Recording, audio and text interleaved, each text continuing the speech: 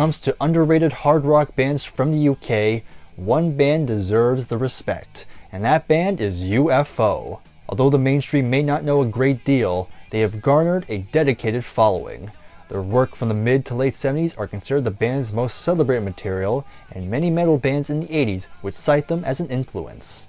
Welcome to Bryer's Music Showcase. I'm Bryer Cisneros, and here's another video where we take a look at forgotten periods of well-known music acts. Like I said previously, UFO is not really a huge household name. You may know Dr. Doctor, maybe Rock Bottom, but unless you're a huge hard rock and metal fan, then you know. And I dig them, and recently I had a big kick with them, and it all started when I went to the record store not that long ago, and I picked up two albums from the Michael Schenker era. It was No Heavy Petting and Lights Out, so that kind of completes that initial run of Michael Schenker for the collection for me. But the same day, lo and behold, I found these two, and it's their first two albums. We have UFO 1 and UFO 2 Flying. Now these two are often ignored from most UFO fans, so much so that if you were to go on YouTube and look up UFO ranking videos, most of the time you will see these near the bottom, and usually they're just labeled as curiosities. The first three albums, you know, UFO 1, UFO 2 and a live album, are curios to say the least. It kind of makes you wonder how on earth they got their deal with Chrysalis, because they're not great records by a long shot. But with my new rejuvenated appreciation for this band, I think it'll be fun to talk about these two. I'll go through the history, and I'll review both albums in this video. So if you like forgotten periods of musical acts, then please give this a like, subscribe if you are new, and of course in the comments let me know your thoughts on these two albums in particular, and hit the bell so you don't miss any uploads. On with the background information.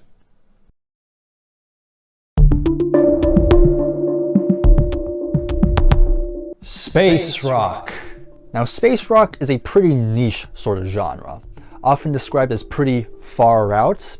It's also known for its use of trippy arrangements that often break away from standard song structures, and it also utilizes elements of avant-garde and ambient in the sound.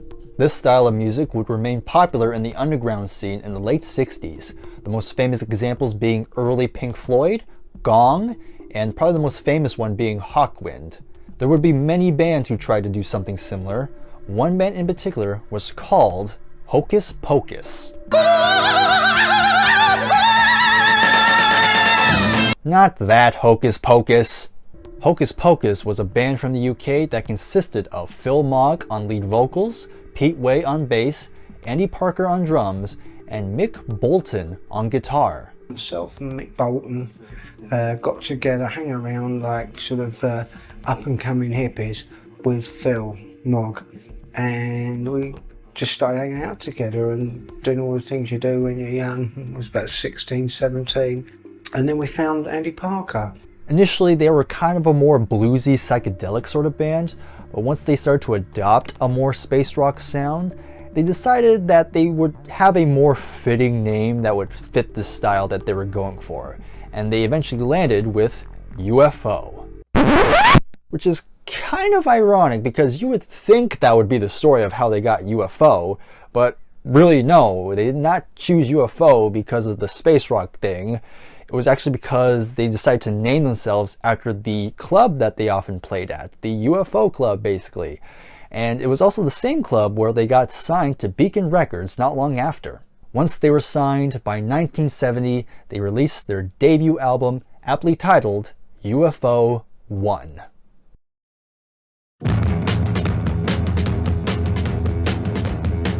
So let's talk about the album cover briefly. And you know, there's not really a whole lot to say really. I mean, you got the whole space background with the stars there, and you have these three spherical objects which could be a spaceship or asteroids maybe. Like, I'm assuming it's a spaceship because there's like little indents in each one of them. Maybe they could represent each member maybe. And then you have these like 5 stars on the top, which I don't really know what they mean, unless they're trying to rate themselves. Like they think this is a 5 out of 5 album maybe. I doubt it, but interesting choice. And then you have the logo, which is, you know, pretty standard. You just got UFO, 4 stars in the O there, and then you just have a standard 1. Not a whole lot to say about it, but you know, it kind of fits the space rock aesthetic. And then, of course, on the back of the CD that I have, you have each member's face there, which kind of maybe also confirm that these sphericals are supposed to represent each member. Again, I'm just guessing, but anyway, album covers aside, now let's go ahead and talk about each song. So there's 10 tracks on this thing. So the first song we start off is an instrumental, and it's called Unidentified Flying Object. Pretty fitting way to open up. And for an instrumental, it's okay. Not a whole lot to say about, really. It has a very simple guitar melody. The bass can be heard, which I appreciate. And it kind of gets going. The guitars get a little bit more of that spacey sort of sound. And overall, it's a decent enough start. Just not really a good way to open, really, but that's just me. And it ends on a pretty interesting note where you hear this very high-pitched synth sound, which is kind of an interesting choice.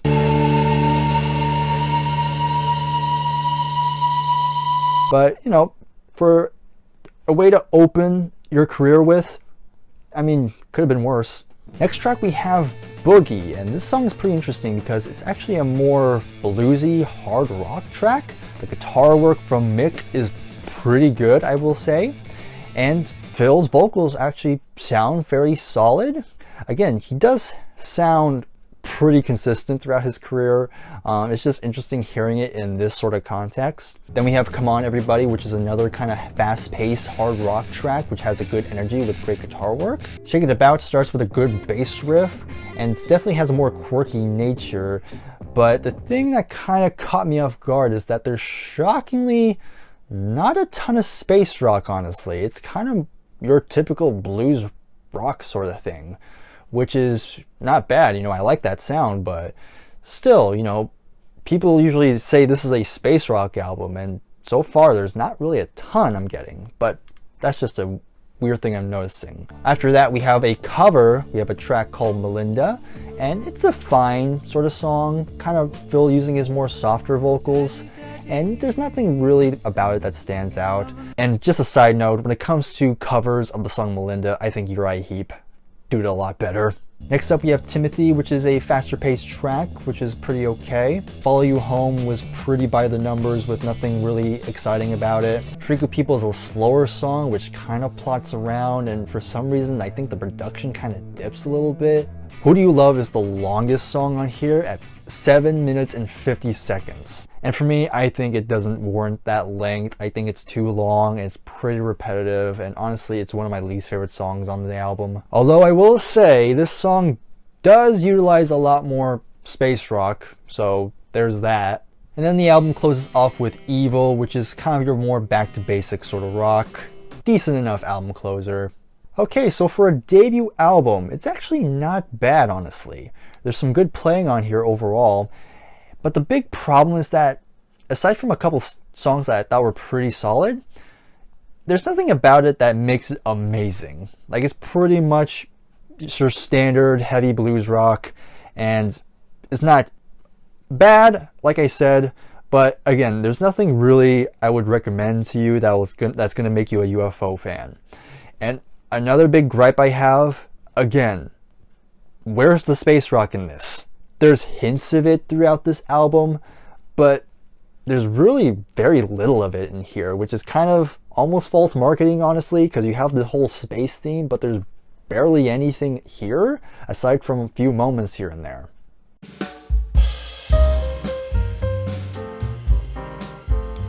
I guess it goes without saying that, of course, this album did not sell well when it came out, but the band decided to carry on, and by 1971 they would release their second album, and it would be called UFO 2 Flying.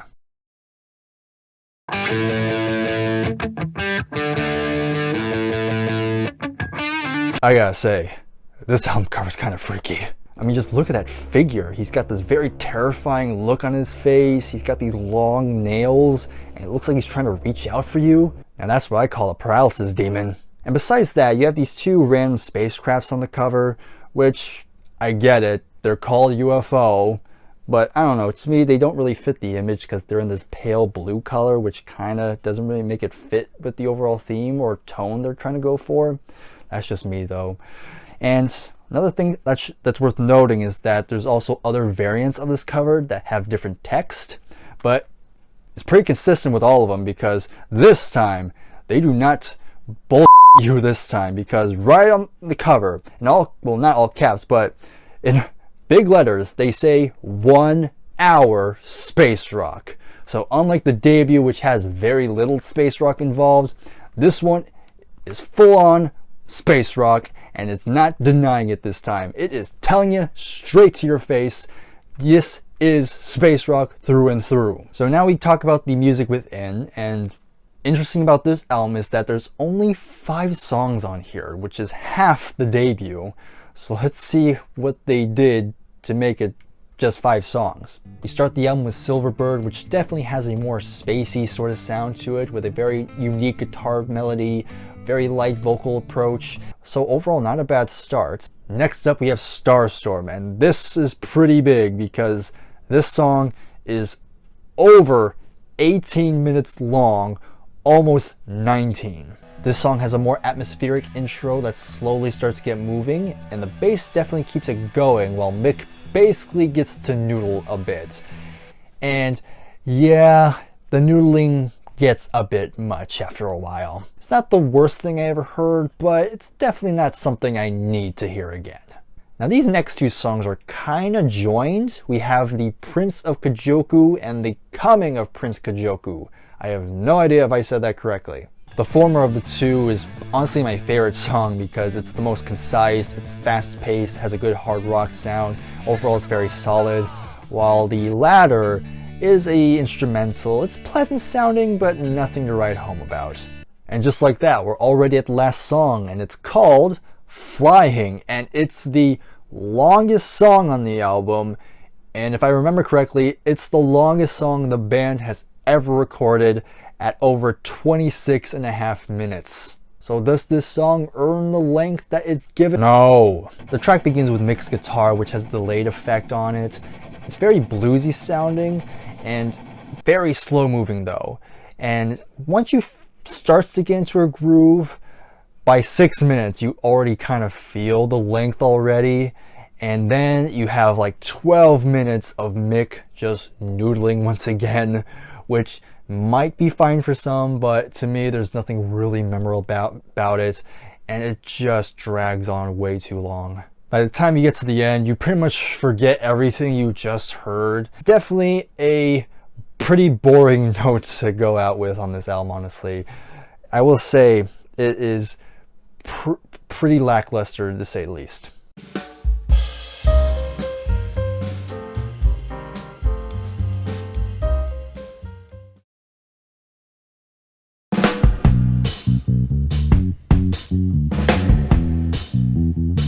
So just like their debut, it also sold very poorly.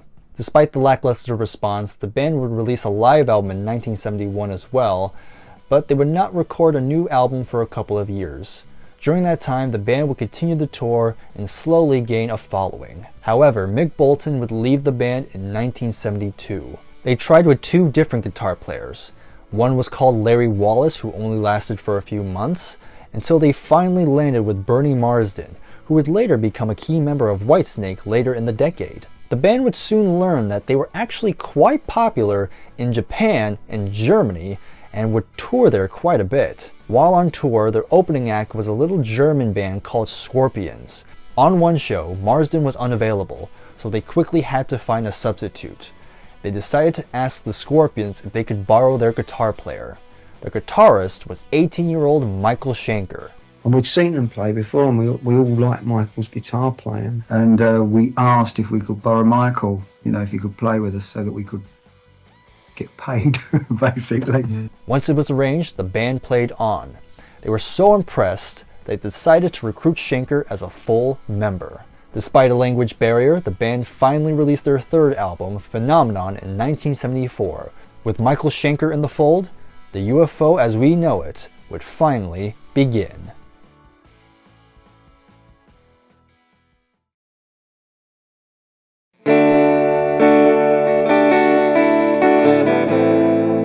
So overall, what are my final thoughts on UFO's first 2 albums?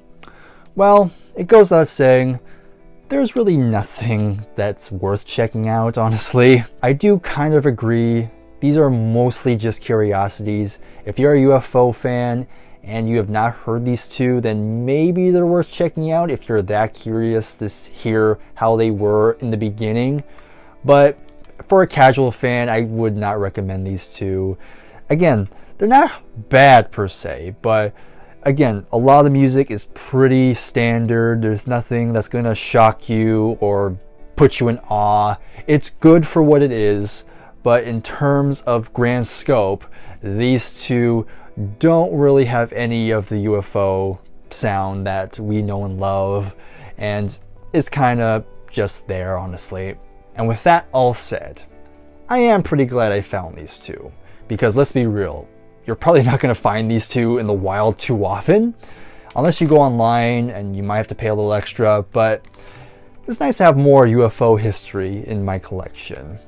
And just exploring their space rock era, it was definitely interesting to say the least. Well, I guess that does it with this video. Hopefully you enjoyed this, and hopefully you learned something here. If you did, then please give this video a like, subscribe if you are new, hit the bell so you don't miss uploads, and in the comments, let me know your thoughts on these 2 albums if you've heard them, and I will see you in the next video. Take care, and goodbye for now.